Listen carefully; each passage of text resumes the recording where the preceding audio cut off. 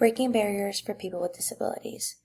Hi everyone, my name is Genesis Hernandez, and today I'll be sharing my final project with you guys. This topic is really important to me because it highlights real-world issues as well as fairness, access, and opportunity. So here is my table of contents.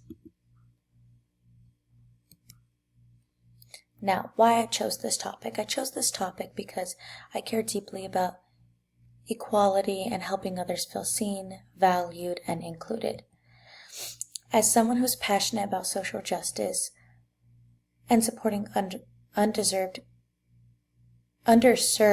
communities, I wanted to understand the specifics and the challenges that people with disabilities face in the workplace and what can be done to make things better. People with disabilities are underrepresented in the workforce, and even though they're capable and educated and also very eager to contribute, work is more than a paycheck to them. It's a way for them to connect, to feel independent, and to be part of the society. Unfortunately, many still face invisible barriers that limit their access to opportunities. Challenges faced by individuals with disabilities. Now, there are several major barriers people with disabilities face. First, the hiring discrimination. Employers may assume someone isn't capable just because of a disability. Second is the lack of accommodation. Even though most of them are easy and affordable. Third, physical and digital spaces are often not designed with accessibility in mind.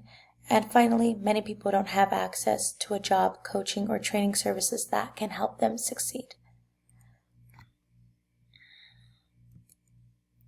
So here's what I did. I have my research and evidence and then my interview.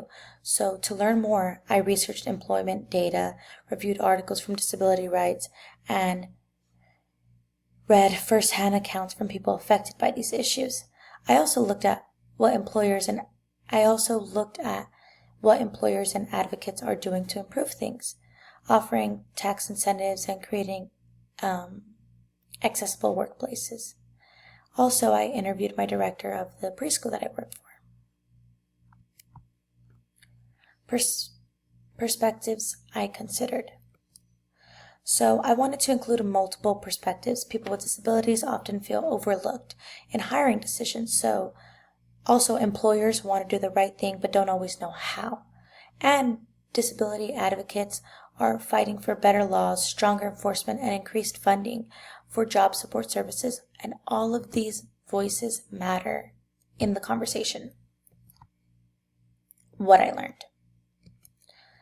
So what stood out to me the most is that the inclusion goes way beyond just following the law. It's about culture, understanding, and respect. I also learned that accommodation aren't always as expensive or complicated as people assume. People with disabilities aren't asking for favors. They just want the chance to prove that they can do it.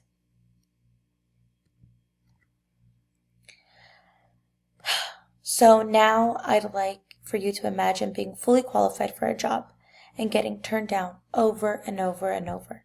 Not because of your skills, but because assumptions. Or picture trying to get into a building or use a company website and finding out it's not designed for you.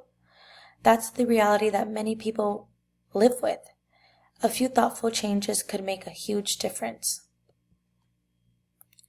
Now, questions. Questions that I have.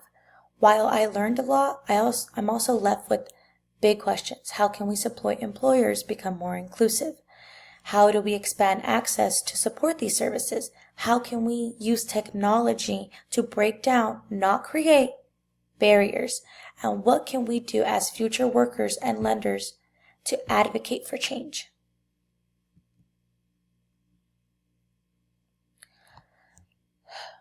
Now, inclusion isn't just optional, it's a responsibility we all share. Everyone deserves a fair chance to contribute, grow, and succeed. When we break these barriers, we're not just changing lives, we're also changing the culture. Here are some questions for you guys. What biases might you hold about disability at work? If you were hiring, how would you build an inclusive environment?